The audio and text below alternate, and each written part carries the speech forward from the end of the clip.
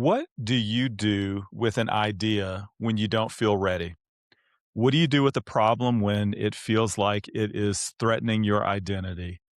What do you do with a chance when you are afraid to waste it? And what do you do with the only thing that you can when you can only say, I'm trying? Many of us have to deal with these type of questions every single day. And that is why I am super excited about this conversation and why my next guest is so interesting. Hang on for a second.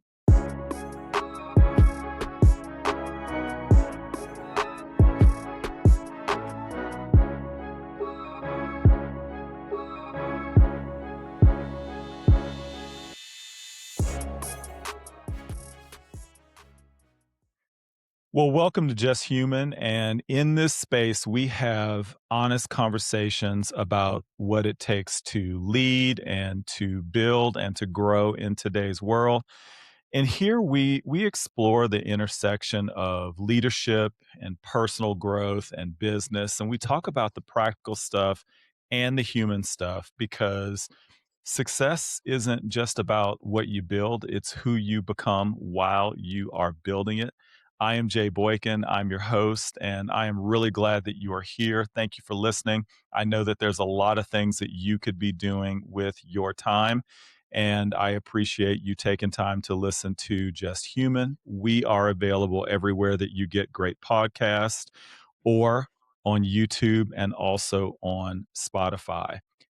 Today, I am really excited to have this conversation with Kobi Yamada. He is a number one New York Times bestselling author. He's the president and CEO of the publishing company Compendium Inc. And Kobi, welcome to the show. Oh, thanks for having me, Jay. I'm excited to be here. Thank you so much for that. Now, I was telling you before we started the recording that I ran into your books almost on accident, and I felt like they were life-changing when I was walking through an airport and saw them there, and I was initially drawn by the amazing illustrations, but then when I opened it up and I started reading, I knew that I had to have it. Now, my first question for you is this: your books, they look like children's books, but they hit you in the chest even when you're an adult. Why do you think that the seeming simplicity of your message hits people the way that it does? Well, I first of all, I think a picture book isn't just for kids. I think that it's for people of all ages, and it's my hope anyway. Every time I write a book, that it will generate or at least spark a conversation. And I love to think about the places that those books might travel to, and and the kind of conversations they might be involved in. A lot of times that's maybe a teacher, a parent with a child, or maybe it's somebody graduating something like elementary school, but also getting a business degree.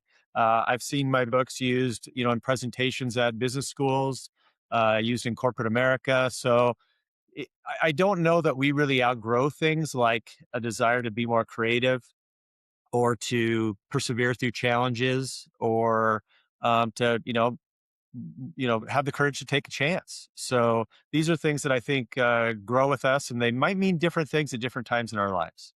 Yeah, that is super powerful. Your books came to me at a time when I was transitioning out of my corporate America role and starting my own business. And so uh, your books have spoken to me at different times. And there's been times that I've taken those books off the shelf and needed to reread those messages.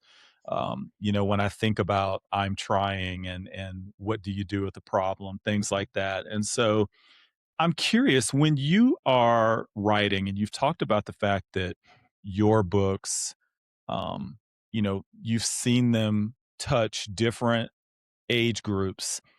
When you are writing, are you consciously writing to the adult experience? Are you writing to a young adult, a child's experience, or are you trying to write about something that can be universal?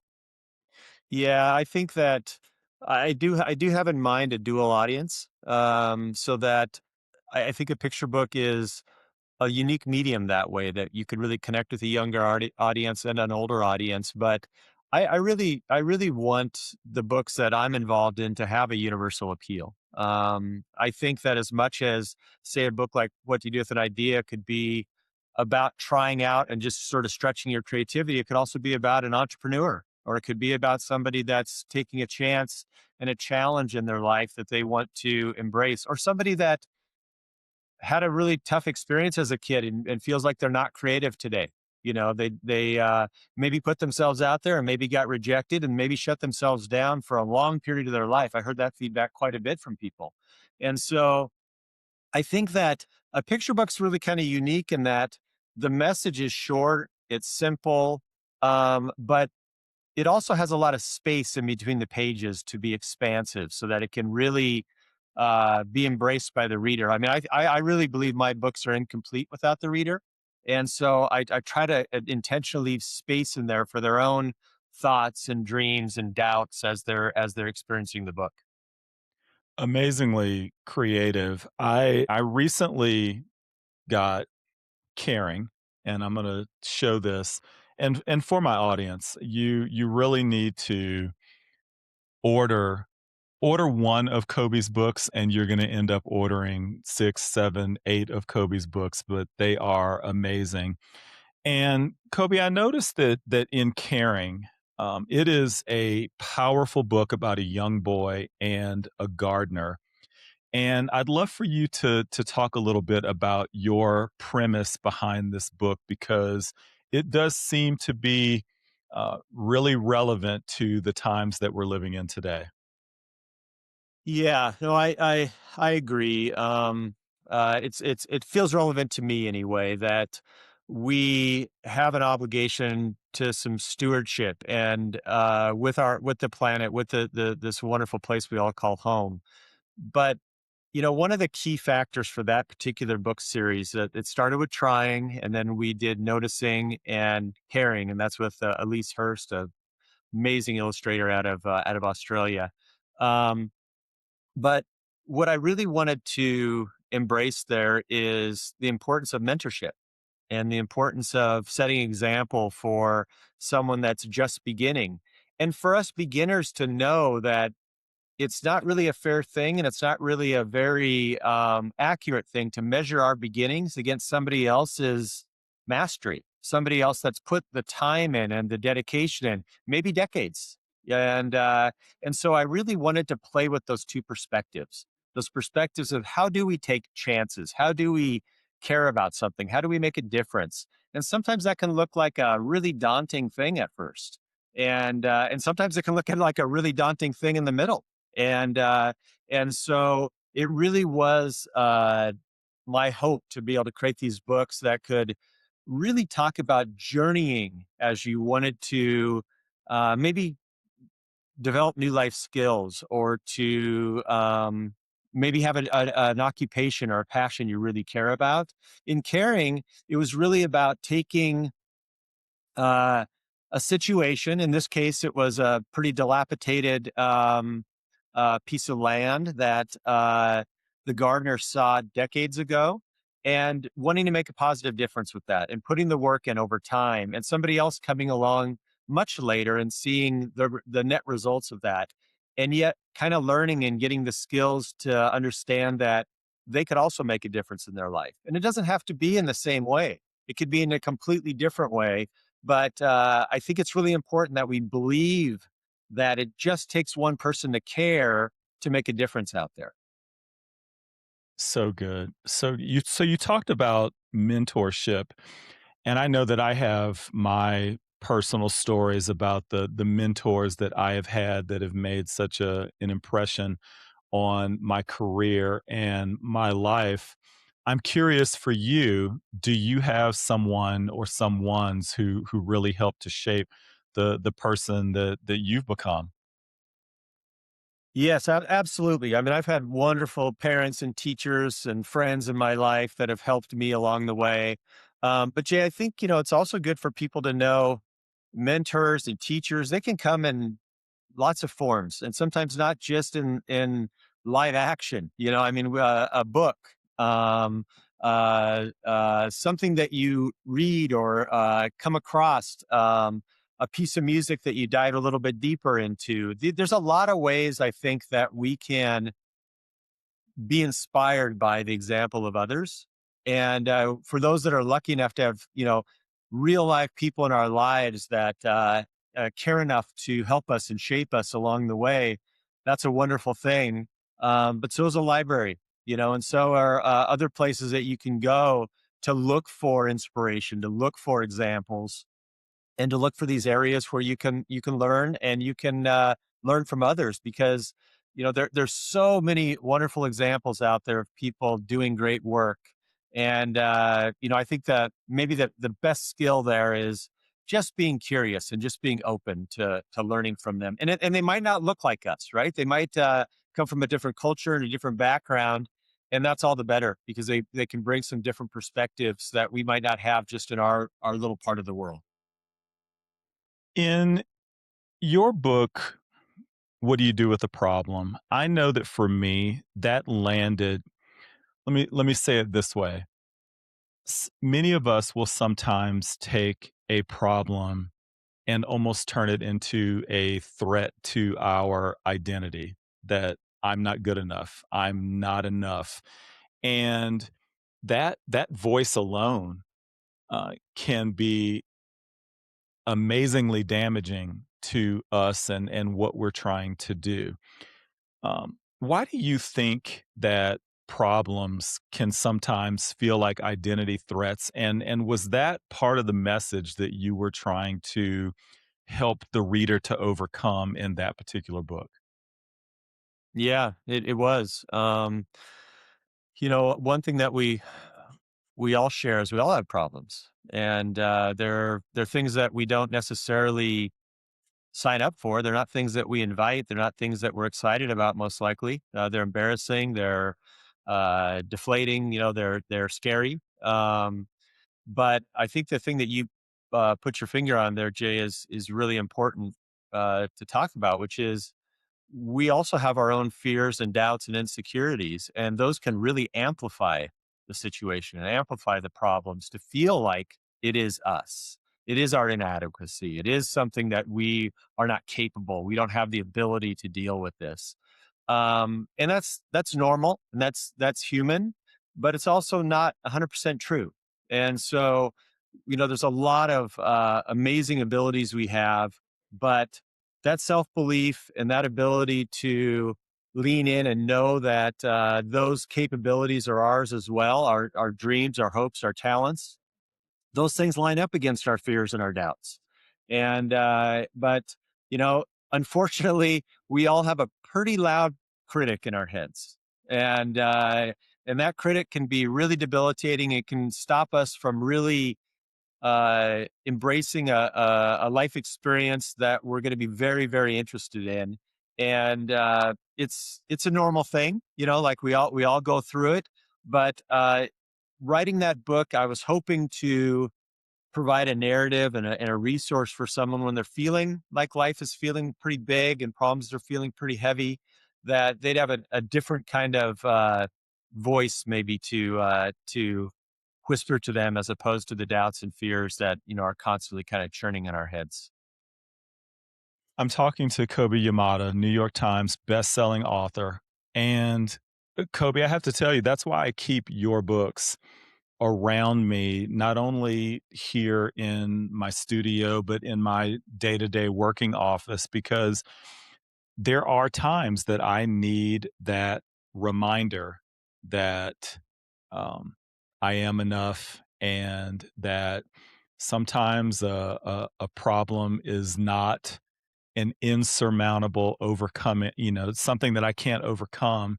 It's something that I've just got to work through, and it's not something that is going to crush my identity. So I thank you so much for that.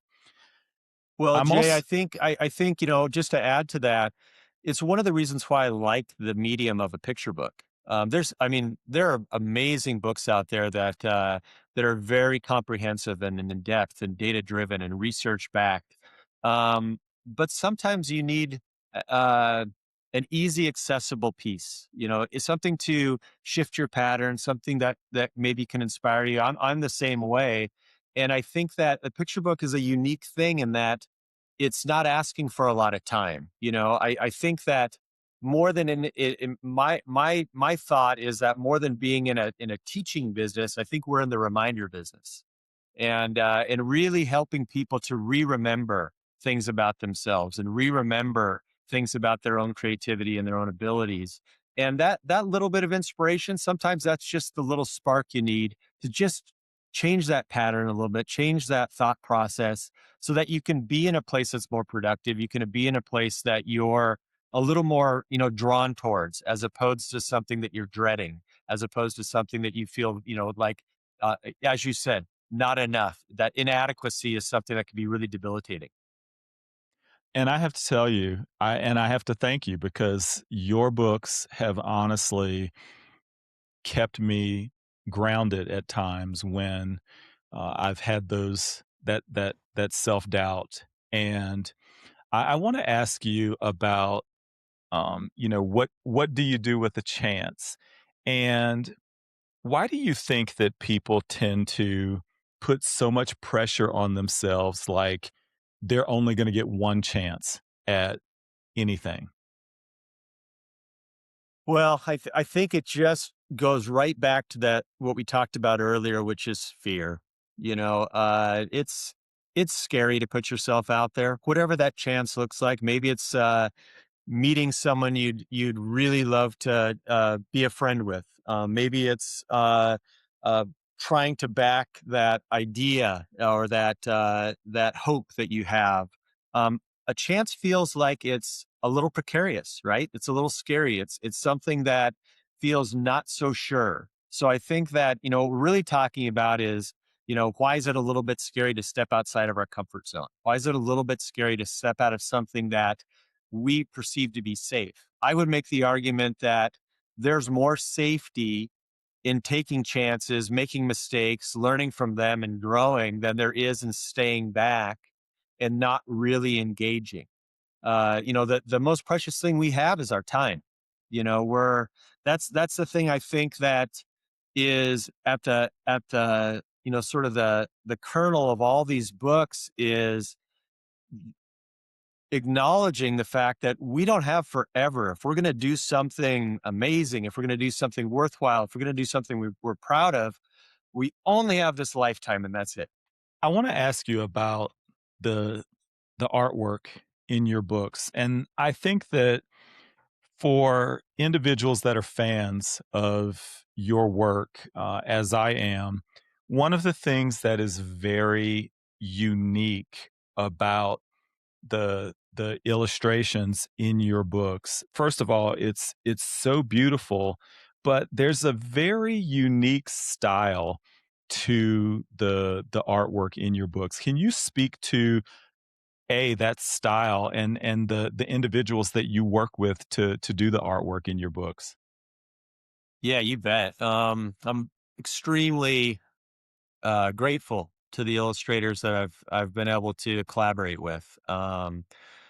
What talented, amazing human beings, and not just their technical ability, but just the heart, and the emotion they bring to their work. That's my favorite part of working on books is being able to collaborate with the talented people around the world that I've been able to do that with. And it's funny. I'll go all the way back to what do you do with an idea.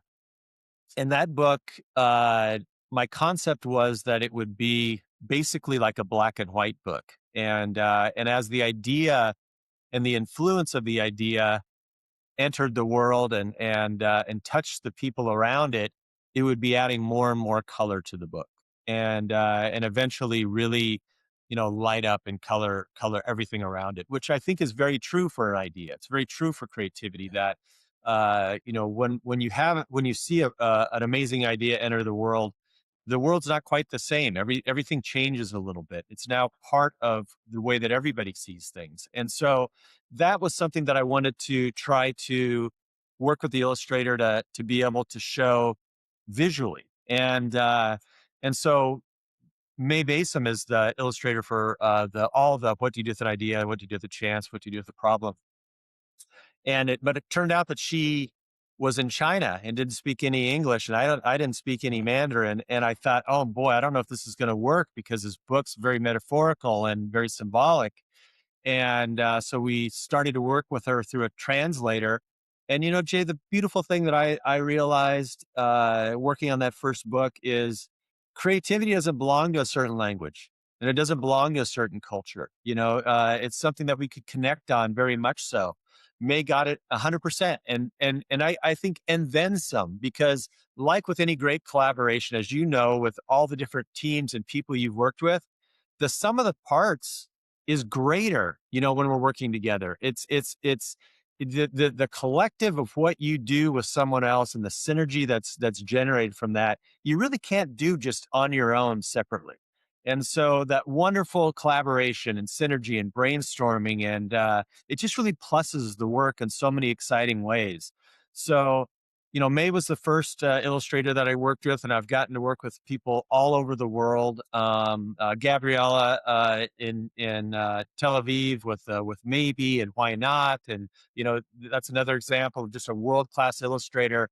I've been also lucky, like with May and Gabriella, they hadn't done books before, so they did other just amazing work. But it was kind of fun because we learned our way through that process together, and it's not the same doing a single illustration or an ad campaign as opposed to doing a book and fully illustrated, and how that's one page is going to tie to the other.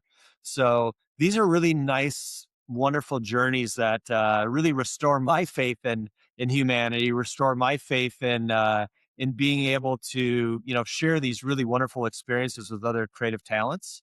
Um, but the whole idea with the illustration style, and they all have their different styles and different approaches, is that we really want the book to be visually and written in a way that it can mean something to someone when they're 7 or 70. And so we really want that book to grow, to be a friend with them through their life. Not just, hey, that was something cute and silly that I saw when I was a kid, but something that they can revisit, they can be re-reminded, and it might mean something when they're going through a really tough time or maybe a really exciting time at some other point in their life.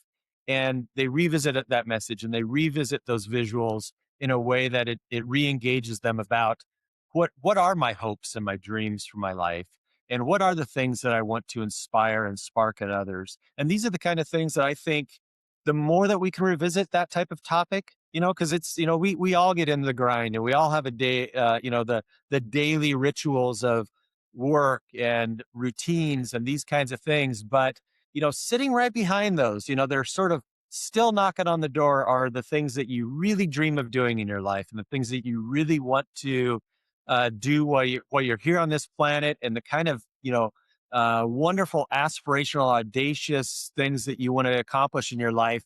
Those are things that need time and attention too. Kobe, there's a few things that you said there that are very powerful. One of the things that resonated is when you were talking about the fact that you are working with an individual that you do not have a shared language or a shared culture. And one of the things that I'm personally working on is it's based off of my whole premise of just human, and I call it the just human philosophy. And it talks about the fact that there are three pillars that are part of that. There's connection to self. We have to decide that we are showing up today to give our best effort, do our best work. The second pillar is connection to others. We have to create the type of atmosphere, the psychological safety, and the intentionality that is required to connect with and work with and collaborate with another human being. And I love that you talked about the fact that it probably would have been easier for you to find someone else who you didn't have to use a translator with, but there was something there that you wanted to connect with. And then the third pillar is connection to a shared purpose. And that collaboration that the two of you did was an amazing series of books with your words and her art. Oh, I love your pillars. Yeah, I don't have anything to add there except for I think that's really important work you're doing. I mean, it's really wonderful to get people engaged with those three areas of their life because, uh, you know, from personal experience, I can tell you, wonderful things come from that, and you can't leave out any of those three pillars. They all need to be there. Yeah, thank you so much for that. I definitely appreciate that. Kobe, talk to me a little bit about what you're working on now. What's your newest project that you're focused on?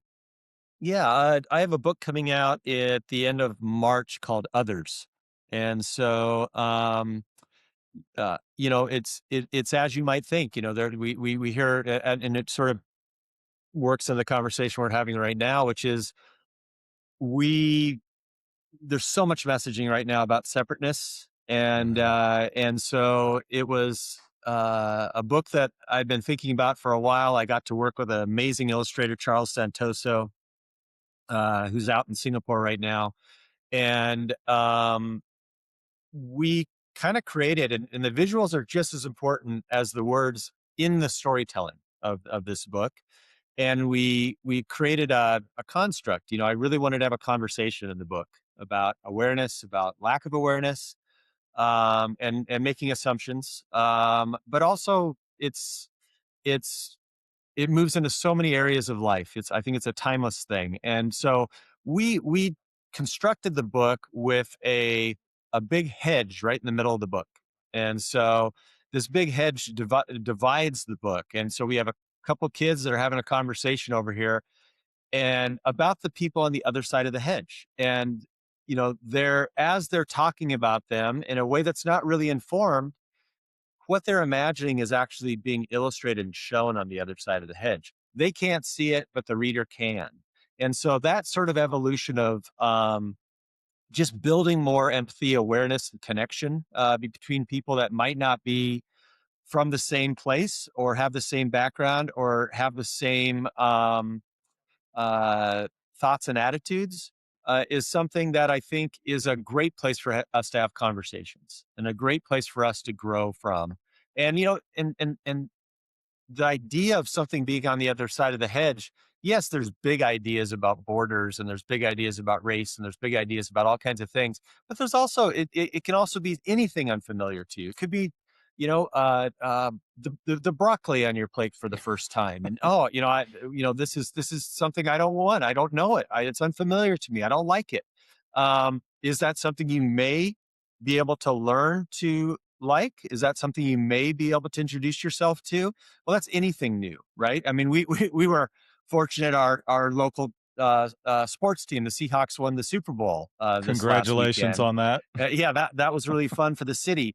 And but it's amazing. We'll see someone with a jersey on and think that's a person I don't like because they have a jersey that's different than the jersey that my team would be wearing, even as a fan or somebody that is wearing that. Gosh, I feel a kinship with this person because they're wearing that. Really interesting things that we choose to pick as far as the quality of the human beings around us. And so I thought that a book that would talk about that topic would be something that would be valuable to the conversation, especially as a picture book, because it's going to enter the picture as something that might generate conversations between different generations as well as people from different backgrounds. Kobe, talk to me a little bit, and maybe there's a part of this message in that book as well, and I can't wait for that to come out so that I can get a copy. We live in such a time where so many things feel very binary. It's yes or no. It's I'm right, you're wrong.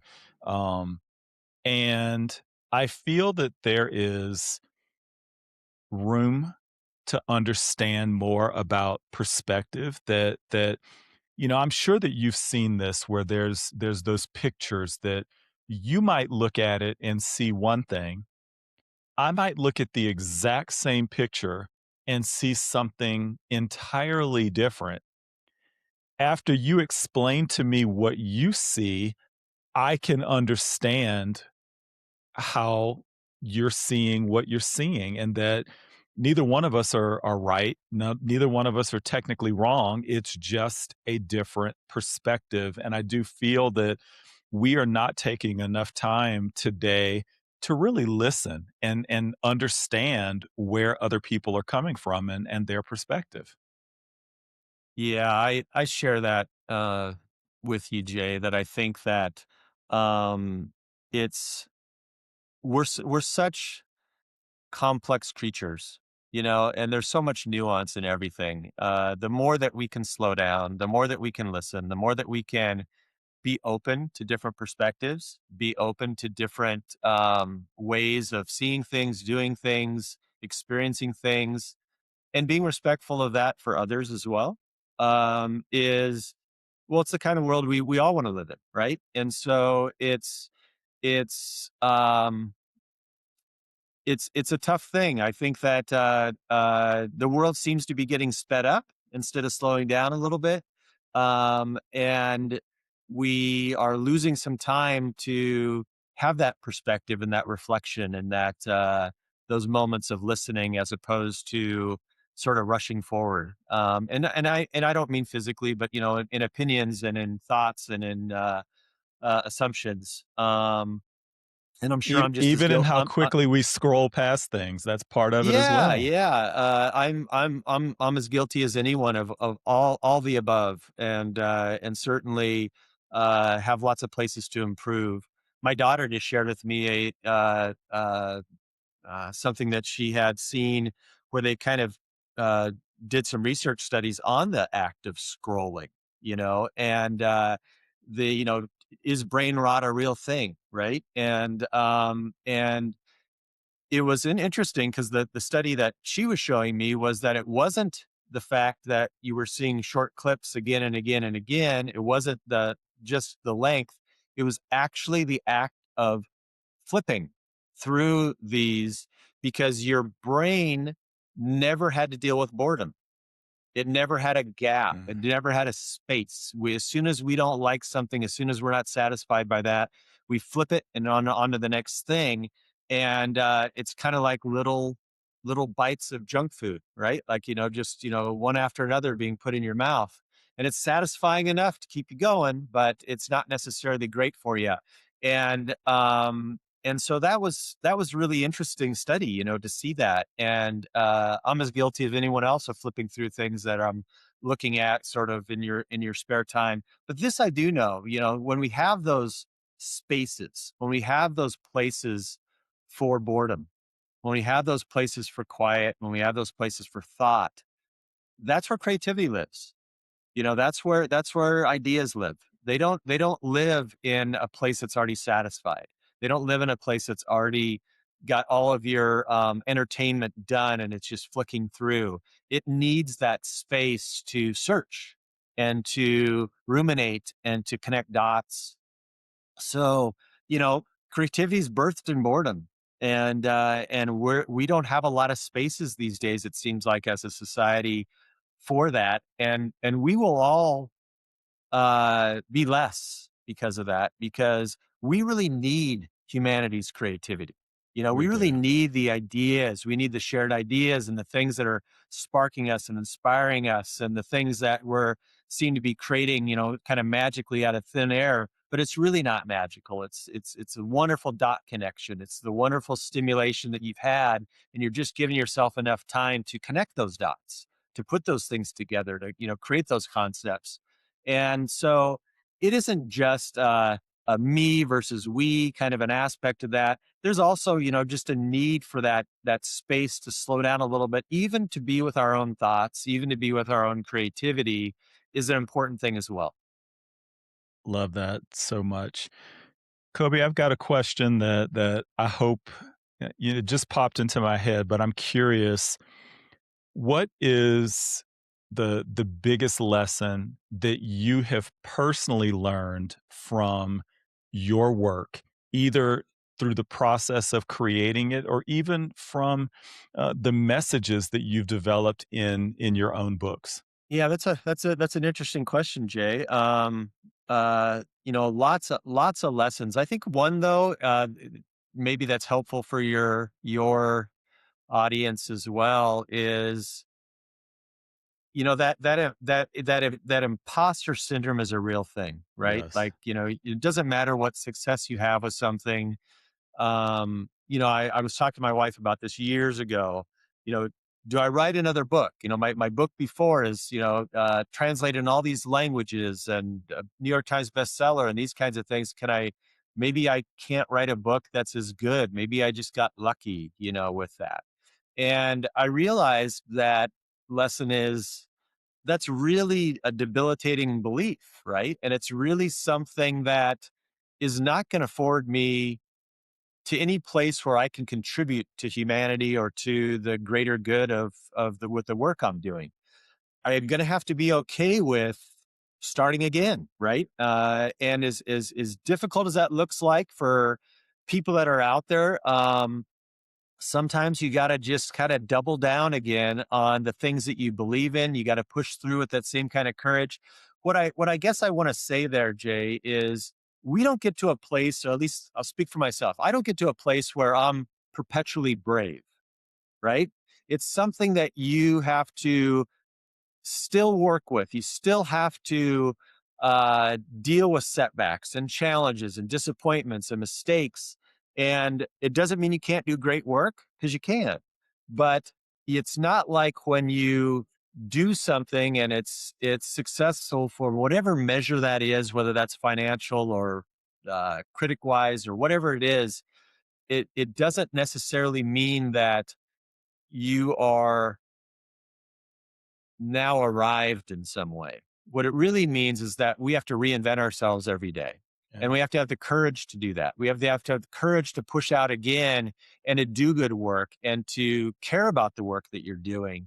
But it doesn't necessarily make the journey easier, but you have a little bit more information because you have a little validation from the past work that you've done.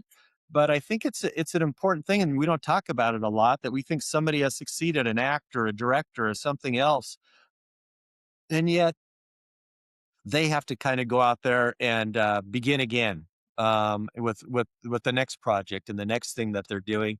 And we all really benefit that they do.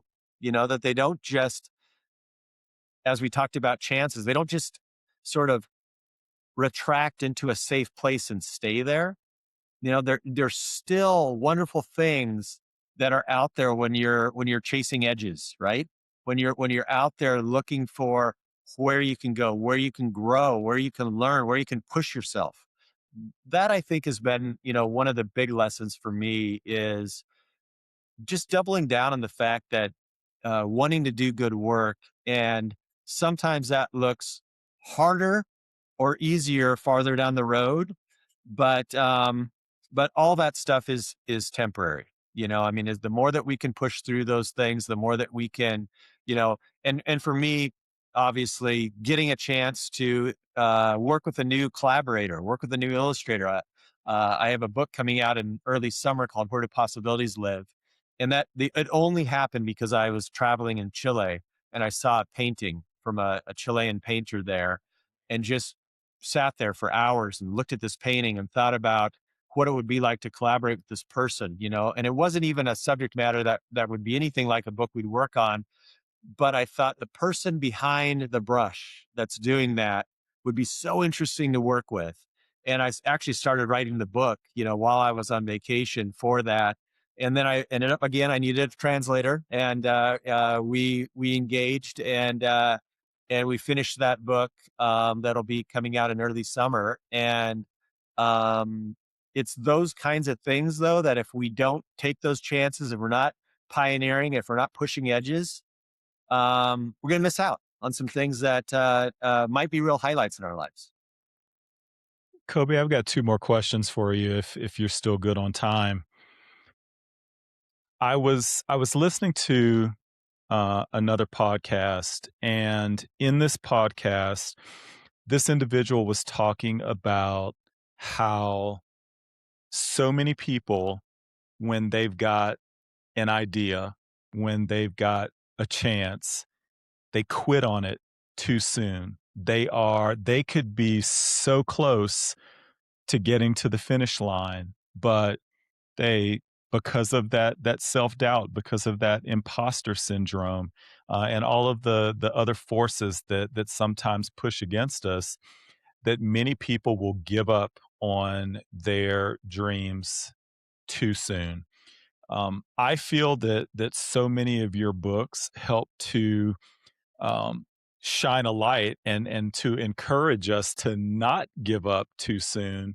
And so, talk to me a little bit about your thoughts. I know that for those of us looking at you now and looking at the work that you do, we're probably like, oh, he cranks these books out in his sleep, and he doesn't have to work very hard at this. But I am sure that this work is not easy, and there's probably been times that you talked about it before, that you thought about not going forward with another one. Yeah. No, it's a really interesting point because I don't know that we could ever measure wins too soon, right? And so I would make the argument that the day someone gives up on themselves and their ideas, it's too soon, Yeah. right? Like it's just too soon because they still have time left and they still have energy left and they still have joy left and they still have a desire to make this something that's a part of their life. And yeah, sometimes things don't work out, and that's true. But I would say the majority of the time we give up. It's not that something was impossible. It's that we gave up when it was improbable, And so I mean, we're all inspired by the stories of people that persevered through really hard things and had all these setbacks and made it through.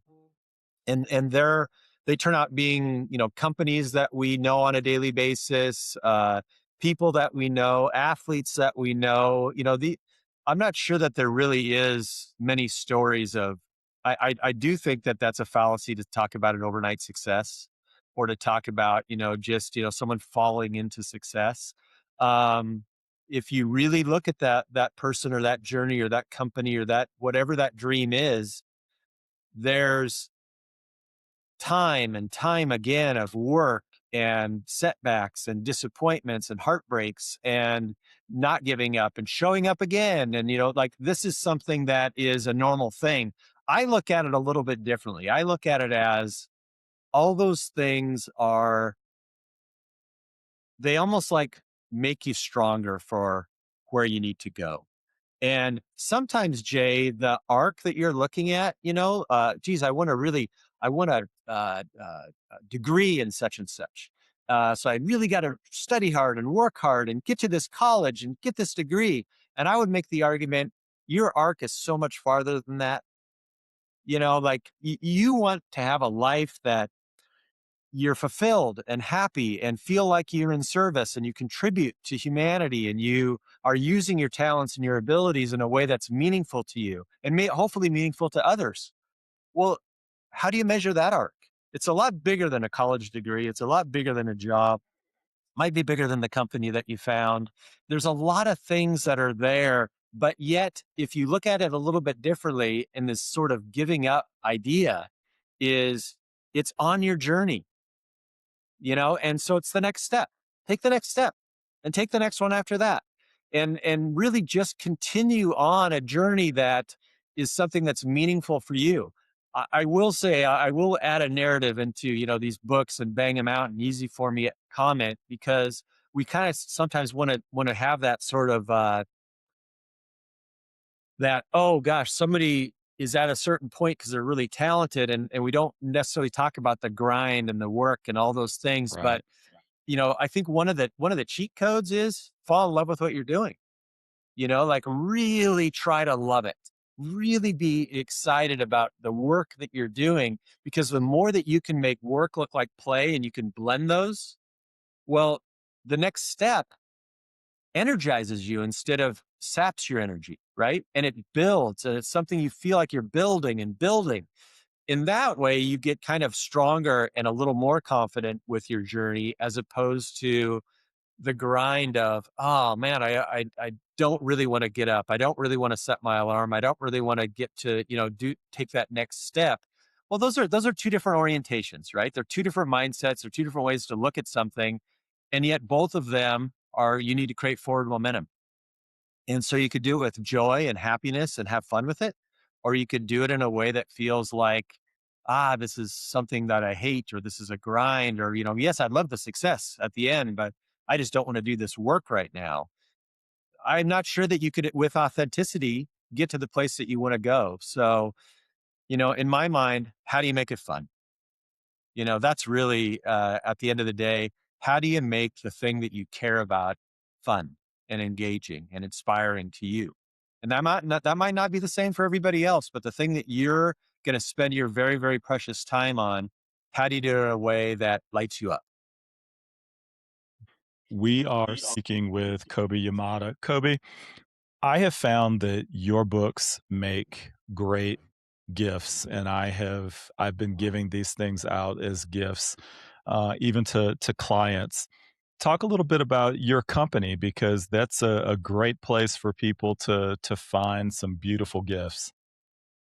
Yeah. So, what you just said there, Jay, is exactly why we have the company. Everything at Compendium we do, the common thread is that we want it to inspire. We want it to connect, and you could appreciate people, you could connect with people, but it all has sort of an uplifting, inspiring nature. And everything we make, eh, uh, picture books to any other product, we want it to be perceived as a gift. And so if Jay, if you were to give me, well, you said you shared a book with a client. If you were to give me a gift, that is a different value to me than if you were to give me, say, a brochure, Right. something that's selling me or something that's just marketing to me. And so we really think about that at our company, that how do we make things that can be meaningful to people, that can help with, celebrating, connecting, and appreciating each other. And so it really raises the bar for us on design, on the perceived value, the affordable prices, things like that. We think about the kinds of gifts. So it could be a greeting card, something fairly affordable. It could be a little journal. It could be a picture book.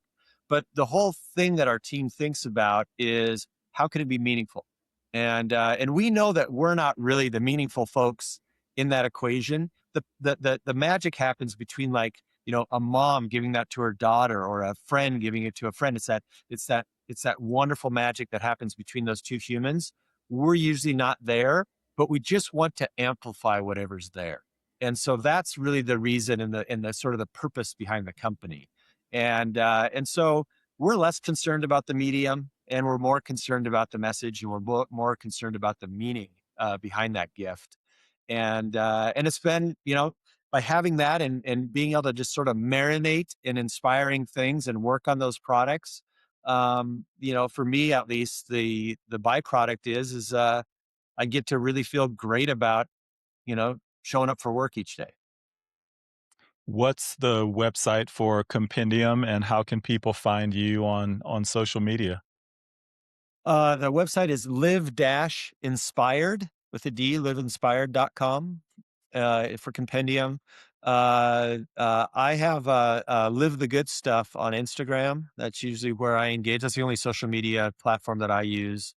Um, and uh, and we recently were purchased by Penguin Random House back in December of 24. And so we're getting all integrated into the bigger company. And so penguinroundhouse.com is a good place as well to find Compendium products.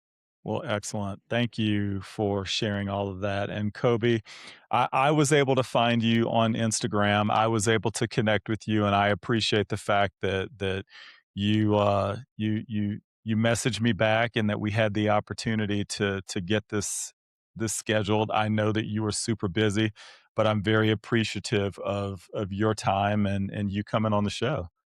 Oh, Jay, I appreciate you. And Thank you for reaching out, and it is the truly, my honor and one of the great joys for me to be able to connect with amazing people like you. Thank you so much for that. So, for my listeners, thank you so much. This was definitely a special episode for me.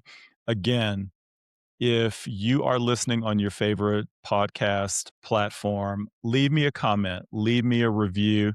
Hopefully, you will subscribe. If you're watching on YouTube, on Spotify, on whatever your platform is, please subscribe and leave some comments because that's the only way that I am going to get better. And that is what Just Human is all about. As we go through this life, life does not have instructions, and we are looking to get better every day. So until our next episode, I just want to tell you to be kind to yourself and just keep growing.